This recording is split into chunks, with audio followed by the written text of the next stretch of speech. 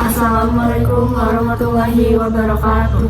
Kami dari kelas 643C01 kelompok 3. Di sini kami akan mempresentasikan hasil karya paper yang telah kami buat yang berjudul Deskripsi dan Spesifikasi Marketing Administration di PT SSS Glow. Sebelumnya, kami akan memperkenalkan nama terlebih dahulu.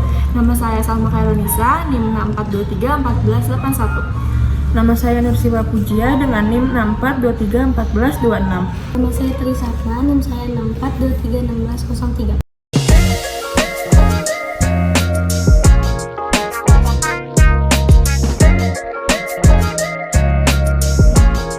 Jadi yang pertama kali kita akan bahas di sini adalah deskripsi dari pekerjaan marketing administration di PT SSS Glow.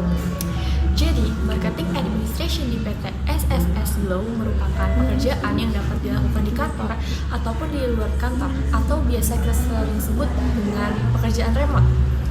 Marketing administration memiliki tanggung jawab untuk melakukan riset pasar untuk mengetahui kebutuhan serta konsumen. Sehingga, seorang marketing administration tidak memungkinkan selalu berada di kantor. Marketing administration membantu proses promosi dan meningkatkan impresi dari konsumen ataupun calon konsumen terhadap produk dan layanan yang ditawarkan oleh perusahaan. Pendapatan gaji yang diperoleh oleh seorang marketing administration di PT SSS Glow berkisar 8 juta, tetapi itu belum termasuk tunjangan.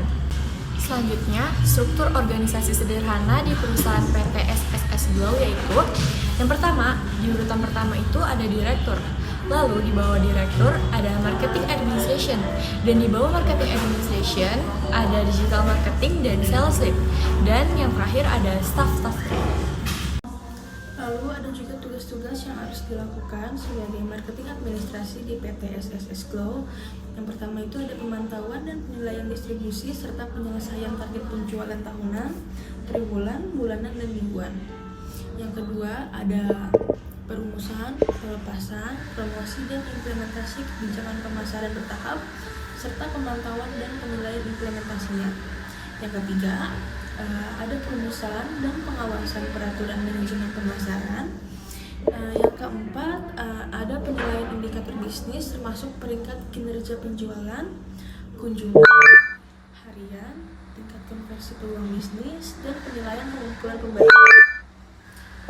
Lalu yang kelima, bekerja sama dengan lini produk untuk memperbarui dokumen perusahaan, sertifikat kualifikasi, produk, parameter teknis, dan materi penawaran lainnya secara tepat waktu. Lalu yang keenam ada analisis masalah, lalu melakukan pemeriksaan mendadak dan pemantauan proses pesanan yang terlambat. Selanjutnya ada kualifikasi yang harus dipenuhi sebagai marketing administrasi di PT SSS Glow. Yang pertama itu ada keterampilan komunikasi yang baik dalam berbahasa Inggris dengan skor TOEIC minimal 600. Yang kedua, penguasaan keterampilan komputer yang baik dan dapat mengoperasikan Microsoft Office. Yang ketiga, lulus dari perguruan tinggi terkemuka dengan IPK minimal 3. Lalu yang keempat, memiliki jiwa kepemimpinan yang baik, cepat belajar, berkepribadian baik, dan mempunyai motivasi yang tinggi. Lalu ada juga pengalaman yang dibutuhkan sebagai marketing administrasi di PT SSS Glow. Yang pertama ada pengalaman administrasi penjualan, memahami masalah dan cara mengatasinya. Yang kedua, ada pengalaman membuat laporan penjualan. Lalu ada juga tanggung jawab sebagai marketing administrasi di PT SSS Glow. Yang pertama itu harus bisa mengembangkan, menerapkan, dan melaksanakan rencana pemasaran yang strategis. Yang kedua itu harus bisa menjadwalkan dan mengatur konten-konten marketing di laman perusahaan. Yang ketiga, membuat materi promosi dan harus dibuat secara jelas dan menarik. Selanjutnya, ada perjanjian kontrak kerjasama. Pasal 1, kewajiban karyawan dan perusahaan.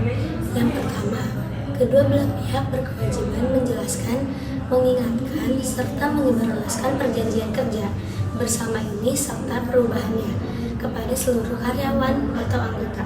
Yang kedua, Kedua belah pihak saling menghormati dan tidak mencampuri urusan internal masing-masing. Pasal kedua, hak-hak karyawan dan perusahaan.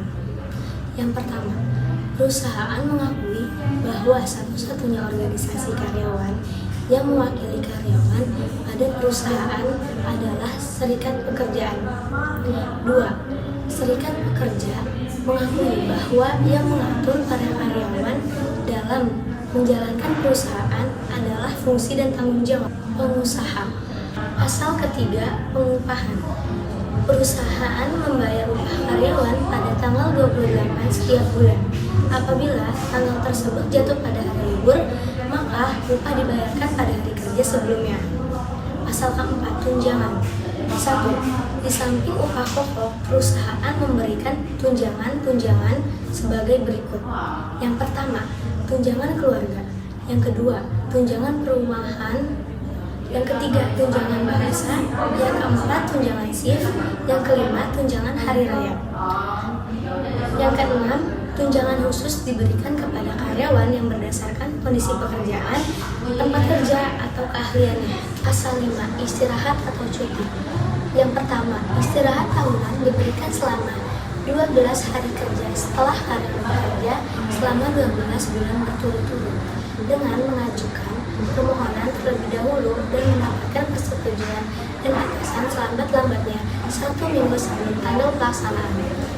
Yang kedua, istirahat tahunan dapat digunakan pada awal tahun berikutnya setelah tahun berjalannya, kecuali untuk suatu kepentingan yang tak dapat ditanggung dengan seizin atasannya. Cukup sekian penjelasan dari kelompok kami, kurang lebih mohon maaf. Wassalamualaikum warahmatullahi wabarakatuh.